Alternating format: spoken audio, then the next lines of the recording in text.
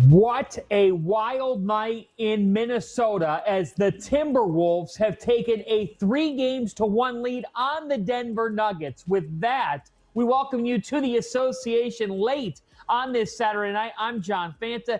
He was the 4th overall pick in the 1997 NBA draft. He's an NBA champion, Sirius XM Radio, New Orleans Pelicans analyst as well. Antonio Daniels. Antonio, this was a loaded game. So many storylines to take away from it. Obviously, looking forward, we're thinking about the Wolves and Dante DiVincenzo exiting this game, now being done for the year with an Achilles injury. Anthony Edwards exits as well with a knee injury. But for right now, a 112-96 win for the Timberwolves over the Denver Nuggets. This is a shocker, Antonio. How did the Wolves just pull this off? Well, the Wolves pulled it off by committee. Obviously, you're not going to replace Anthony Edwards. You're not going to replace what Dante DiVincenzo brings. But if you look at one particular category, look at bench scoring. Look at the difference in bench scoring. The difference is 76 for the Minnesota Timberwolves and 16 for the Denver Nuggets. That's huge. Obviously, Ayo Dosunmu was huge tonight, and he needed to be huge when you lose your starting backcourt with both Anthony Edwards and also Dante DiVincenzo. But Naz Reid was big off that bench as well. Naz Reid, fantastic, but we got to get to our association player of the game. Right out of the hopper, Antonio. Ayo Dosunmu becomes the first Wolves player in franchise history to have back-to-back 20-plus point performances off the bench. He didn't have 20 points. He didn't have 25 points. He didn't have 30. He didn't have 35. He had 43 points. A career night for Dosunmu, a guy who was not on this team until the trade deadline. 43 points on 13 of 17 from the floor. What did we just see from Ayo Dosunmu, our association player of the game?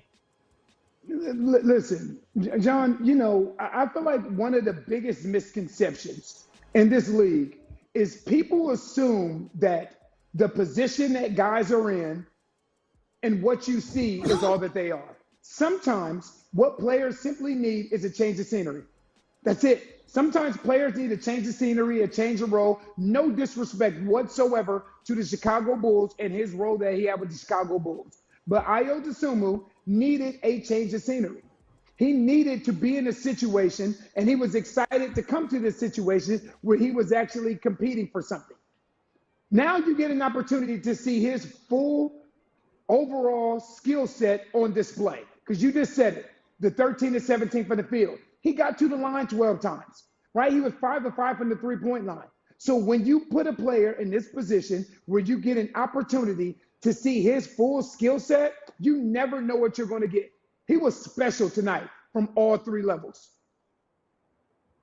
So the Wolves said we'll trade Rob Dillingham, Leonard Miller, 4 second-round picks, and we'll get Ayo Dosunmu and Julian Phillips back. And you remember, Antonio, at the deadline, there's a lot of teams who could have had Ayo Dosunmu, who would have been better having Ayo Dosunmu. Well, the Wolves went and got him, and Chris Finch immediately said this guy's mentality changes the locker room because he's not complacent. He's coming from a team that's not a contender, and he's now playing for a contender. And Antonio, I'm not saying anybody saw this coming tonight, but you could feel his energy. You could feel his burst. The Wolves look dead. I mean, you're down DiVincenzo and Anthony Edwards. A lot of people would have said, hey, that's it. No, this guy elevated them in every way tonight. Worth every penny. Worth every penny. And you're right, he did elevate them. The things that we can't see because we're not there in Minnesota, Chris Finch has done a great job at taking us inside the things that are invisible to us from the outside, right? Because Ayo Dosunmu has played well since he's been in Minnesota. He's played well. The thing that we haven't seen, because we're not in Minnesota, is his attitude. We don't know how he comes to the gym on a day-to-day basis. We don't know if when he comes into that gym and he elevates everybody else in that practice facility with simply his attitude. But I tell you what, it's a matter of time, John, before silent work becomes public.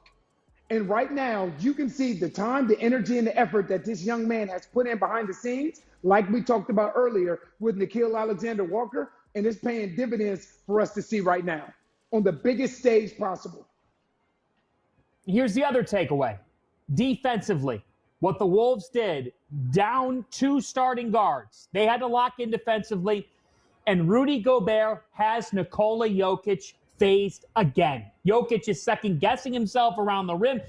You're talking about a most valuable player here who tonight has 24 points, but on 8 of 22 from the floor. You don't see Jokic take 22 shot attempts to get to 24 points. He had 15 rebounds. He had 9 assists. But what do you make of what Gobert is doing defensively against one of the game's best? You're right, John. You are talking about MVP. You're also talking about a 4-time Defensive Player of the Year. So that tells you something right there. Like, here's the thing. Any hooper that's ever played this game at a high level, you have a kryptonite. And what I mean by a kryptonite, I mean that guy that's opposite of you that gives you problems. It may be a long, lanky guy that's athletic. It may be a smaller, shorter, quicker guy that can get under you. And right now, Nikola Jokic's kryptonite has been Rudy Gobert. It's been Rudy Gobert because Rudy Gobert is doing things to Nikola Jokic mentally that we're not accustomed to seeing Nikola Jokic do. You don't see him second-guessing himself around the rim. The touch, the skill that he has, we know he's going to impact the game in other areas. The rebounds and the assists, but what Rudy Gobert is doing, and he's not doing this with a lot of help. It's not a lot of double teams that are coming. This is a challenge that Rudy Gobert has done a great job taking one-on-one in these games thus far, and he has given Nikola Jokic everything he can handle on that defensive side of the floor. No, he's giving him fits, and you just don't see somebody defend Nikola Jokic like he's doing right now. Let's reset the playoff bracket here. So you've got the Oklahoma City Thunder and the LA Lakers now up 3-0 in their respective series. Lakers are going to go for a sweep tomorrow night on NBC, part of a doubleheader that also features the Sixers and the Celtics. But now you've got the Nuggets down 3-1. They're fighting for their lives, Antonio, on Monday night on NBC. Going up against the Wolves now back in Denver. We'll wait to hear if there's any status update on Anthony Edwards. But there's people who thought the Nuggets could be a champion when it was all said and done. Now they're fighting for their lives. You're looking at one of them. I'm not going to lie to you. I am enough of a man to admit when I'm wrong, and I'm not wrong yet until this series is over, but I am one that thought because of Denver's past experience, because of their championship DNA, that they could easily come out and represent the Western Conference in the NBA Finals. Yeah, that I am one of them. And right now, this is something I did not expect. I did not expect the Minnesota Timberwolves to be up 3-1 on the Denver Nuggets. But here's the thing.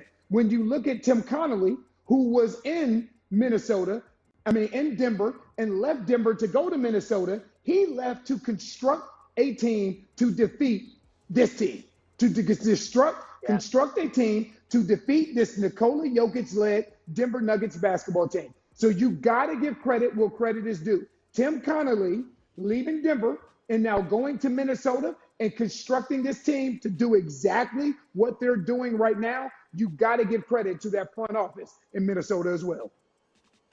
If you're thinking, hey, I love this playoff action, remember, tomorrow there's 4 more games.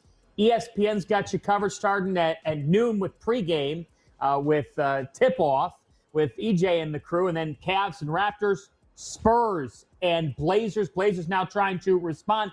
Those games on ESPN, and then a pair of games on NBC and Peacock. Celtics and Sixers for Sunday night basketball, followed by the nightcap in Houston as the Rockets are fighting for their lives against LeBron and the Lakers. We're going to take a break, but coming up, we're going to go to the podiums. You're going to hear from these players, hear from the coaches after the Minnesota Timberwolves, folks.